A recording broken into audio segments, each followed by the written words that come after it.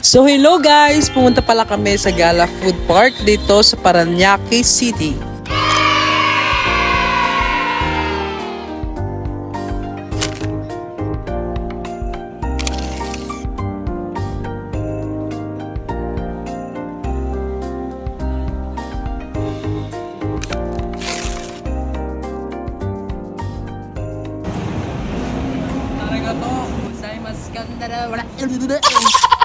So story time guys. So after work, dumiretso na pala kami dyan.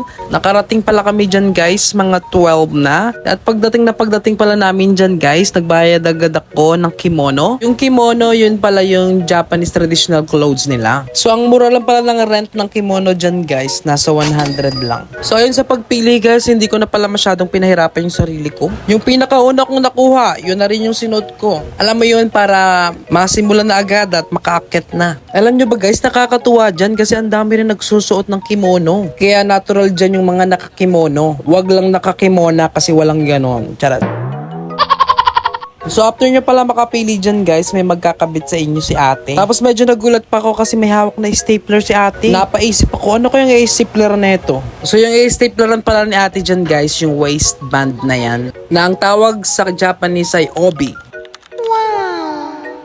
Alam nyo ba guys, walang limit ang paggamit niyan. Kumbaga unlimited siya. So kahit gaano katagal mo siya pwedeng gamitin. Pwede yun basta ayusin nyo lang paggamit. At ibalik ng maayos. So after pala ako makabitan ng kimono guys, umakyat agad kami sa taas. At ayan ako, pilit na ina-adapt yung ugali ng mga Japanese. Kasi alam naman natin na ang Japanese ay always nagbabaw. So bakit nga ba nagbabaw ang mga Japanese? Bowing, known as hijige, is a cornerstone of Japanese culture used to show respect, greet others, express gratitude, and offer apologies. Kaya isa rin talaga yan sa ugali ng mga Japanese na dapat ma-adapt nating mga Pilipino. Pero syempre, meron naman tayong sarili nating way ng pagbigay ng respect. Kasi we have our own culture, we have different belief. It's just that tayong mga Pilipino, marunong tayong rumespeto sa culture ng ibang bansa. In fact, pag may mga dayuhan sa bansa natin, nag-a-adjust tayo sa language nila. Pero pag tayo yung pumunta sa lugar nila, tayo pa rin yung nag-a-adjust. Kaya kilala tayong mga Pilipino sa pagiging hospitality. Kasi marami tayong hospital. Charas, eme. So pag-akit pala namin sa second floor guys, makikita nyo ang daming mga nagbebenta ng mga pagkain. Different kind of Japanese food. At talagang hindi nyo lang ma-enjoy yung view ng paligid, pati yung mga pagkain guys. Kaya bago namin nilibot ang Gala Food Park, kumain muna kami guys para maraming energy. Kasi napakalawak din talaga ng Gala Food Park. Kaya kapag nandiyan ka sa Gala Food Park, dapat magaling ka rin talagang gumala. Kasi ang daming pasikot-sikot at mga sulok dyan guys. Kaya minsan magugulat ka na lang, ay may ganito pala dito. Ay may ganyan pala dyan. Ay, In fairness guys, ang sarap din ng mga pagkain nila dyan. Medyo pricey lang yung mga pagkain pero sulit na sulit guys. Sulit yung binayad mo dun sa pagkain. At marami namang mga ibang choices ng pagkain dyan. So makakapagpili ka rin ng mas mura or mas masarap. Kaya depende rin sa mga gusto nyo guys. Alam nyo ba guys, meron din silang unlimited free wifi dyan. At napakalakas pa ng wifi. Diba kasi usually kapag free, mabagal. Pero dyan hindi. Talagang ma-enjoy nyo yung free wifi.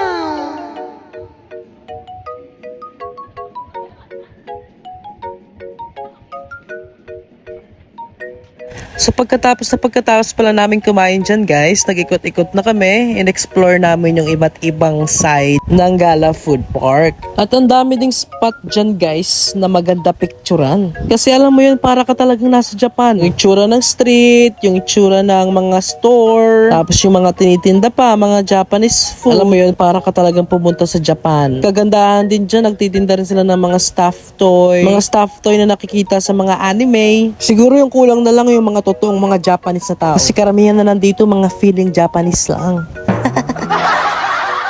Pero nakakatuwa lang guys no, kasi kahit hindi ka talaga nakapunta doon sa lugar, may experience mo yung culture nila, yung traditional clothes nila, yung mga lugar na meron sila. Kasi alam mo yun, hindi pa natin afford pumunta ng ibang bansa. Kaya sa pamamagitan ng mga gantong lugar ay kahit papaano na i-experience natin yung mga lugar na gusto nating puntahan. Kaya sa mga gustong pumunta dito guys, i-search nyo lang sa Google Map, lalabas siya. Medyo sulok to ng MOA pero alam niyo yun, pag nandito na kayo, sulit na sulit yung punta nyo. Siguro yung pinaka-landmark nito guys ay malapit siya sa PITX. Tsaka kagandahan dito guys, wala siyang entrance. Pwede kayong pumunta dyan sa taas nang hindi kayo nagre-rent ng kimono. Kaya doon sa mga ayaw mag-kimono, okay lang din naman. Hindi naman sila stricto sa ganun. Ang ganda ng room ng mga Japanese guys, so alam mo yun, kahit nasa lapag lang sila nakaupo, pero ang elegant ng mga kwarto nila. Isa rin pala sa nagustuhan ko sa lugar na yan guys, no, kasi may mga anime character dyan. Mga statwa ng mga anime character. So sa mga mahihilig sa anime, mag-e-enjoy kayo dyan guys. At hindi lang yan guys, kasi nagtitinda rin sila ng mga stuffed toy, mga character sa anime. So hindi talaga kayo magsasawang mag-ikot-ikot dyan. Basta maghanda lang kayo dyan ng maraming pera para marami din kayong mabili. Kasi pag sakto lang yung pera nyo guys, talagang matutukso kayo, mabumili. Kaya sinasabi ko na sa inyo, sa mga pupunta dyan, talagang magdala kayong maraming pera. Natawa nga ako dyan guys, kasi meron din silang binibentang damit, parang kimono style. Kinuha ko yung damit, tapos biglang natumba yung stante ng mga damit. Sabi ko, lapatay, buti na lang wala yung may-ari. Kaya ayun, dali-dali din naming tinayo, dahan-dahan. Kasi pag nakita ng may-ari, may papagalitan talaga. Sobrang lamaya din kasi nung sampayan ng mga damit, kaya ayun, natumba siya. Bawat sulok pala ng Gala Food Park guys, hindi talaga namin pinalampas. Kasi alam mo yon, para wala kaming mamiss na lugar o sulok ng Gala Food Park, para wala kaming pagsisihan. Sinulit talaga namin dyan.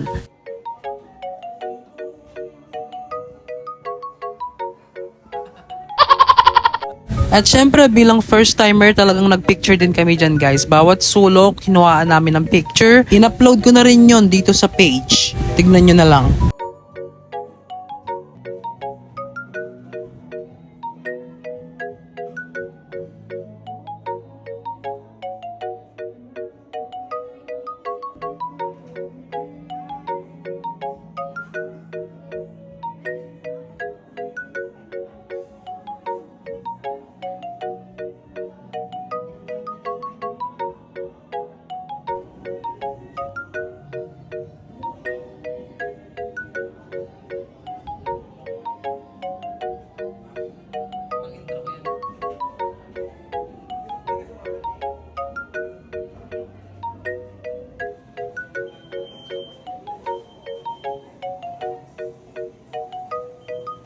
Hanggang dito na lang siguro guys, and thank you for watching my vlog, and have a blessed day always.